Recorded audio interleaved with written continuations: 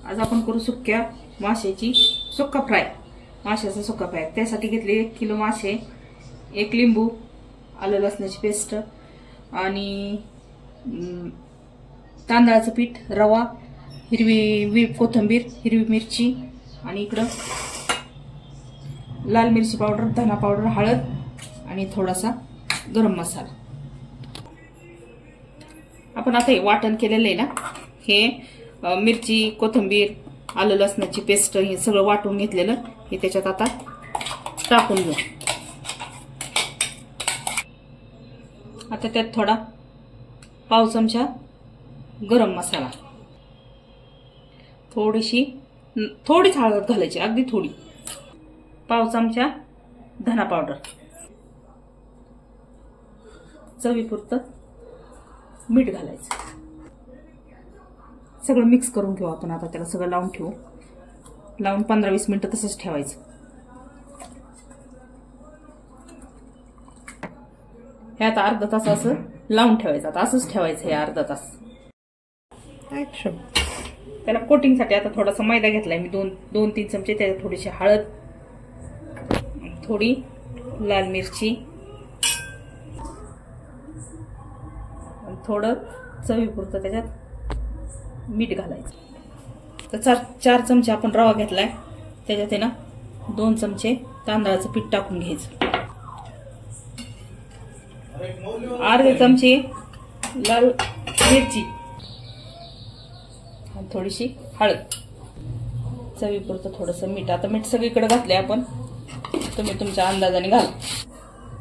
आपण आता हे मैद्याचं घेतलेलं करून त्याच्यात आता आपण पाणी घालून ना पातळ करून घ्यायचं। ते थोडंसं ते माशाच्या पिसला चिटकन इतपत पातळ करायचं, ते थोडं जास्तच पातळ करायचं।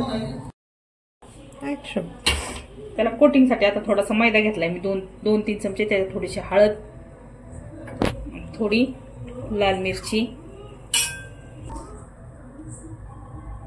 थोडं चवीपुरतं त्याच्यात मीठ घालायचं। तर 4 चमचे आपण रवा घेतलाय, त्याच्यात आहे ना 2 चमचे तांदळाचं पीठ टाकून घ्यायचं, अर्धे चमचे लाल मिरची,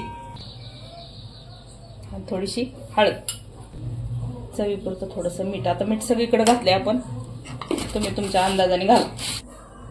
आपण आता हे मैद्याचं घेतलेलं करून त्याच्यात आता आपण पाणी घालून ना पातळ करून घ्यायचं। ते थोडंसं ते माशाच्या पिसला चिटकन इतपत पातळ करायचं, ते थोडं जास्तच पातळ करायचं। आता याच्यात आपण आहे ना मॅरिनेट झालेले माशाचे आहेत ना, अर्धा लिंबू पिळून घेऊ,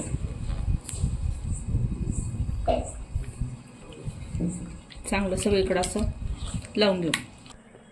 याच्यात आपण एक पीस घेऊ याच्यातला, याच्यात असा थोडासा नॉर्मल डीप करायचा,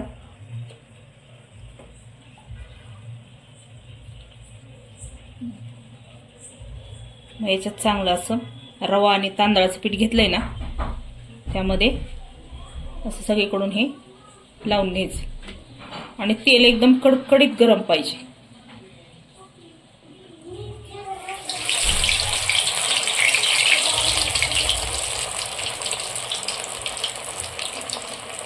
याच पद्धतीने आता दुसरं पण करून घेऊ आपण।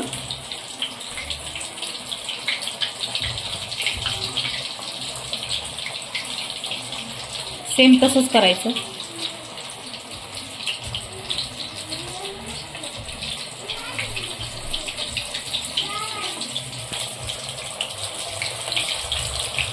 गॅस तळताना मात्र फुलच ठेवायचा, हा अजिबात करायचा नाही, नाहीतर ते खाली चिकटून जातं। एक बाजू चांगली तळून झाली, आपण आता हळू एकदम हलक्या हाताने त्याला असं पलटी मारायची, दुसऱ्या बाजूने पण तसेच एकदम कडक तळून घ्यायची। अशी या पद्धतीने तुम्ही नक्की एकदा करून बघा, मासे छान लागतात।